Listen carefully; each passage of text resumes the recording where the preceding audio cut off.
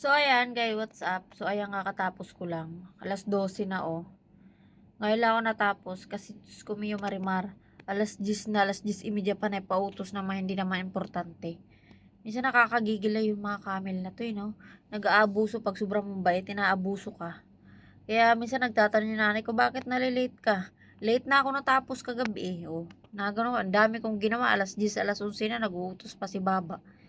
O gano'n, kaya sagot-sagutin nyo. Kasi pag hindi nyo kasi sinagot yung mga camel na yan, abusuhin niya na kalusugan mo. Oo, aabusuhin ka niyan. Kasi okay lang naman siya late matapos, tapos maagang nagigising. Kaya gano'n yung parang gano'n iniisip nila na okay lang sa'yo lahat, okay lang sa'yo kahit ganito. Ay, hindi pwede. Sa akin, pag nagtatanong, bakit na late ka? Sabi ko, napagod ako kahapon. Ang dami kong ginawa, at saka late na ako natapos. O, sagutin nyo. Nananahimik yan. Tingnan mo yung mga po ginasagot ko. Nananahimik yan. Kasi alam nyo kapag okay lang sa'yo, abusuhin ka niya, aabusuhin niya ng katawan mo. Sinong kawawa? Ikaw, o ano, magmamana ka ba ng kayamanan nila kapag sobrang sipag mo?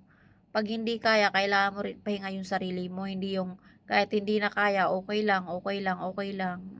Katawan mo din mahirapan pag nagkasakit ka, ikaw rin naman mag-aalaga sa sarili mo. O kaya ito naman sasabi ko sa'yo, kapag mga ganyan, late ka na matapos sa trabaho, late ka rin gumising. O lalo na kung wala ka pang pahinga. Minsan ako dito, hindi na ako nakakapagpahinga kasi hindi mo maiwanan yung ginagawa mo.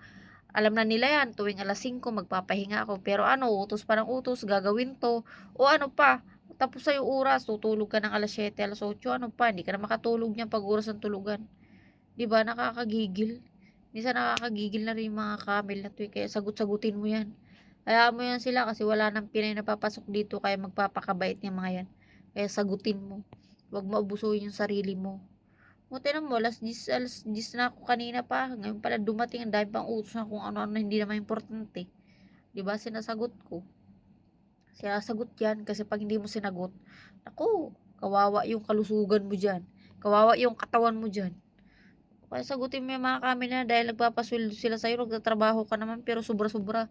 Sa trabaho, wag yung sobra-sobra na kahit late na oras. Naku, late na yung oras, panay pautos naman, hindi naman importante na itchi-itchi-itchi. Na pwede naman sa sunod na lang na araw naman kasi anong oras na. Dapat 10:00, 9:00 tapos ka na sa work mo kasi gigising ka maaga. Pero hindi, tinan mo 12:00 na oh. O kakatapos ko lang, nandito ako sa labas muna umupo. Kasi pinapatuyo ko lang floor, yung floor na ginmapang ko ba.